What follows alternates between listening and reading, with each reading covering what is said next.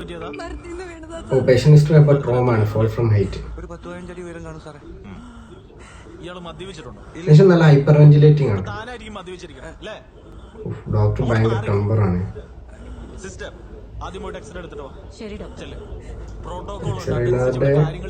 നമുക്ക് physical exam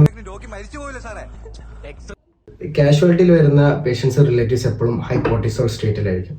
അവർ ഹബിറ്റാല hijack situation ആയിരിക്കും. കാരണം അവരുടെ കോർട്ടക്സിലേക്ക് തിങ്കിങ് കപ്പാസിറ്റി അല്ലെങ്കിൽ ജഡ്ജ്മെന്റൽ സ്കിൽസ് എല്ലാം വളരെ റെഡ്യൂസ് ആയിരിക്കും. അവർ ഭയങ്കര ആശുപത്രി ആംഗ്രി ഹോസ്പിറ്റലിൽ ഒന്നും ചെയ്തില്ല.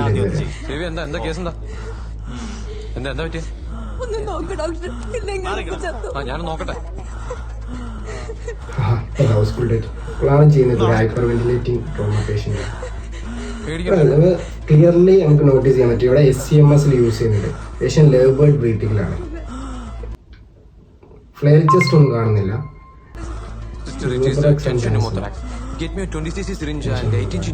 Tension pneumothorax it's a life threatening situation. Air accumulation between pleural space. എന്നിട്ട് നമ്മുടെ ലങ്സ് അത് കൊളാപ്സ് ചെയ്യും. ഇപ്പൊ ലങ്സിന് ബ്രീത്തിങ് ചെയ്യാനോ ബ്രീത്ത് ഔട്ട് ചെയ്യാനോ ഒന്നും പറ്റില്ല. ടെൻഷൻ ന്യൂമോഥോറാക്സ് സിരിഞ്ച് വെച്ചിട്ട് സക്കൗട്ട് ചെയ്യല്ല ചെയ്യുക.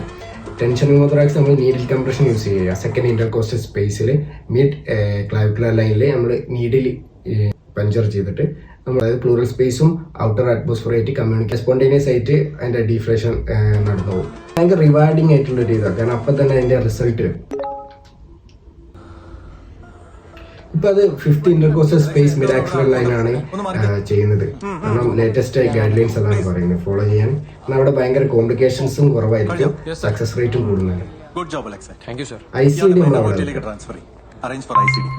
ICD എന്തിനാ വെച്ചാല് അത് ന്യൂമോഥോറാക്സ് അത് റിയക്കറൻസ് അങ്ങനെ തടയും.